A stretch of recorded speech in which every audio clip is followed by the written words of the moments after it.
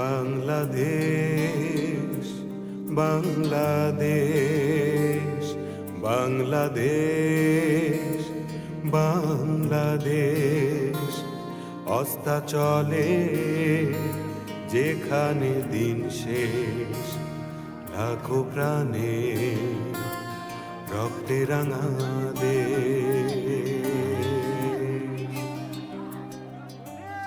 বাপ রে বাপ, এত শক্ত কনক্রিট যেটা বানাইছে রে, কিছুই করতে পারতেছে না। এতগুলা মানুষ কয়েক ঘন্টা ধরে বাইরেতেছে, তাও কিছুই করতে পারতেছে না। তো পরে মানুষজন, উত্তেজিত মানুষজন যে যার মতো উঠা যে যেভাবে পারতেছে সেইভাবে নিজের ক্ষোভ ঝাড়তেছে। যেমন একজন লোক বাঁশ নিয়ে উঠছে, বাঁশ নিয়ে উঠা তারপর বঙ্গবন্ধুর মূর্তির পশ্চাৎ দেশে সমানে বাইরে এলো, খুঁচাইলো। তো ব্যাপারটা দেখতে খুবই খারাপ লাগলো, কিন্তু মানুষজন এত উত্তেজিত রাগে আছে, তো সেই ক্ষোভেরই অ্যাকচুয়ালি এটা বহিঃপ্রকাশ। ভাঙতে পারতেছে না তো মূর্তিটা, এই জন্য এরকম করতেছে।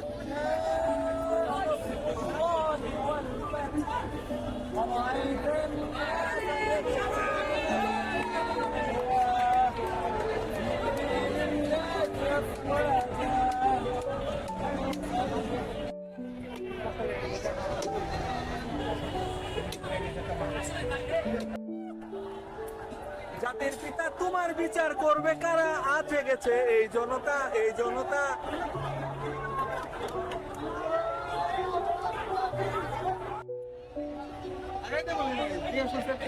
আগে আসছে এই জন্য বলছি যে আমরা মূর্তির পিছনে ওয়ালের সাথে।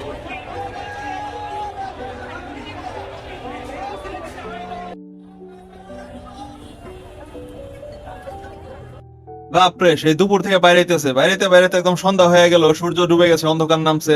এখন পর্যন্ত এটার কিছুই কেউ করতে পারতেছে না। মানুষজন উল্টা হাঁফায় যাইতেছে পালা বদল করে। একজন কতক্ষণ বাইরে অস্থির হয়ে নিচে নামে, তারপর আরেকজন উঠে, তারপর সে আবার কতক্ষণ বাইরে। এভাবে পালাক্রমে চলতেছে। আর আমাদের আশেপাশে 3-4টা ড্রোন উপর থেকে শুধু ভিডিও করতে আছে। মানে কি যে অবস্থা, দম ফাঁপা অবস্থা। এখান থেকে বের হইতেও পারতেছি না, যাইতেও পারতেছি না।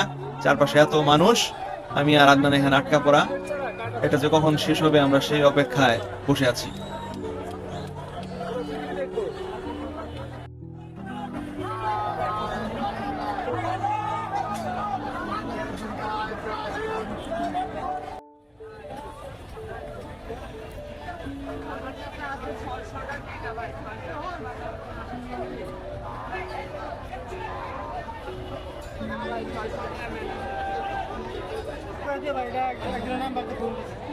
এই যে আমি আর অদনান, আমরা দুজন এখনো আছি। ওদিক থেকে ফাহিম আর ওর ওয়াইফ যে ছিল, ওদেরকে বিদায় দিছি, ওরা চলে গেছে। কিন্তু আমরা এখনো আছি অপেক্ষায়। এই মূর্তিটা ভেঙে পড়বে সেটা ভিডিও ফুটেজ কালেক্ট করব, এই জন্য আর কি আমরা এখনো আশায় বুক বেঁধে আছি। বাপ রে বাপ, এটা মূর্তি না আর কিছু, এত শক্ত। এখন বাজে 7:30। কয় ঘন্টা ধরে এটা ভাঙার চেষ্টা করতেছে, কিন্তু ভাঙে না, যে ভাঙেই না। বাপ রে বাপ,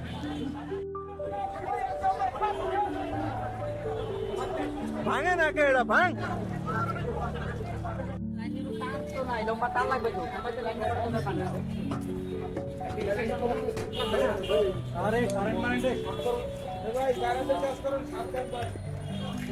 কাজ মাছ ভাঙ্গে না, একদম একা কাটবে।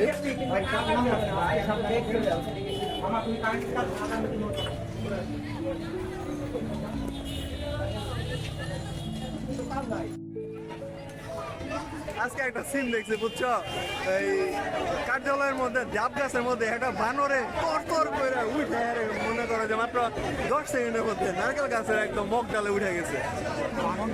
মানুষ মানে বানরের মতো, এটা চেংড়া, হ্যাঁ মানে প্রচুর বানর। তো প্রধানমন্ত্রী কার্যালয়,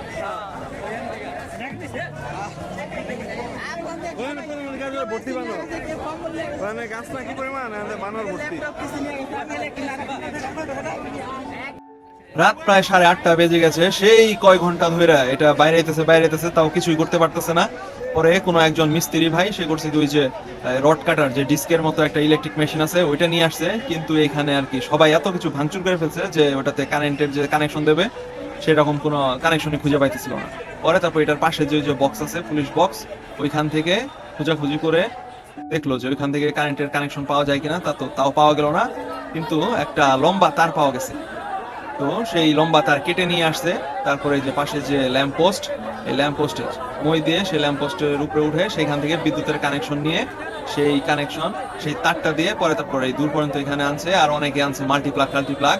তো এত কিছু দিয়ে তারপরে যে ওই পর্যন্ত বিদ্যুতের কানেকশন নিছে, পরে তারপর হচ্ছে সেই মেশিনটা দিয়ে এখন রড কাটা হবে, তারপর যদি আর কি এটা মূর্তিটা পরে।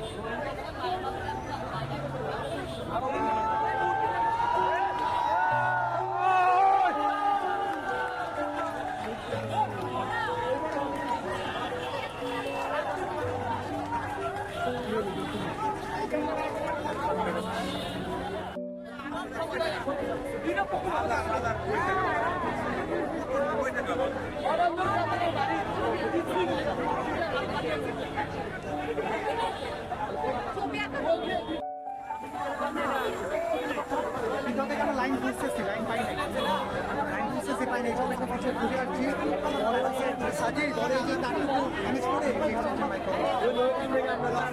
সাজি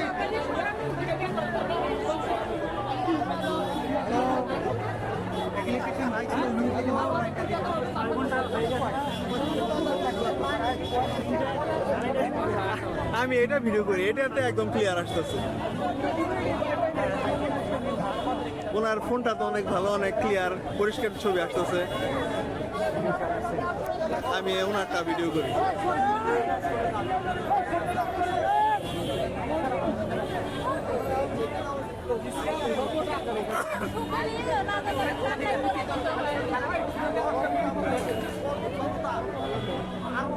জাতির পিতা তোমার বিচার করবে কারা, আজ জেগেছে এই জনতা।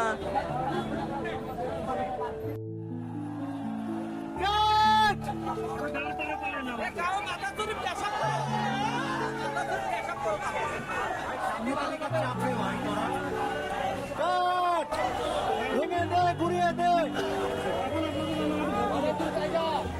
জানার মধ্যে কেউ নাই, জানার মধ্যে কেউ নাই। এখন আপনার মুস্তফা কামাল আমাদের এরিয়ার এমপি কি ভাবছেন আছে?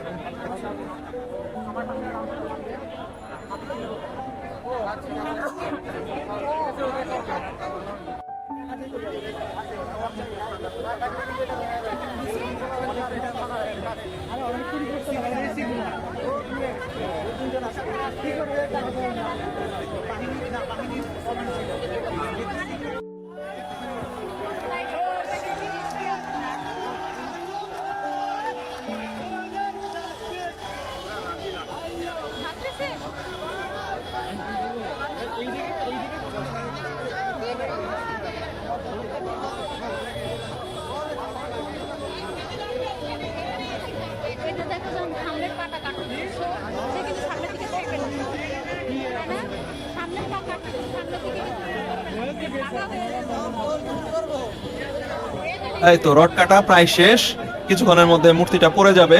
ওই মেশিনটা কানেকশন দেওয়ার পরে আধা ঘন্টার মধ্যে চেঁয়া করে সব রড কাটা প্রায় শেষ, আর একটু বাকি আছে।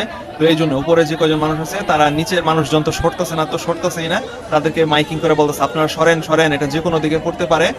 কিন্তু মানুষ তো এগুলা রাম ছাগল, এখান থেকে সরতেছেই না।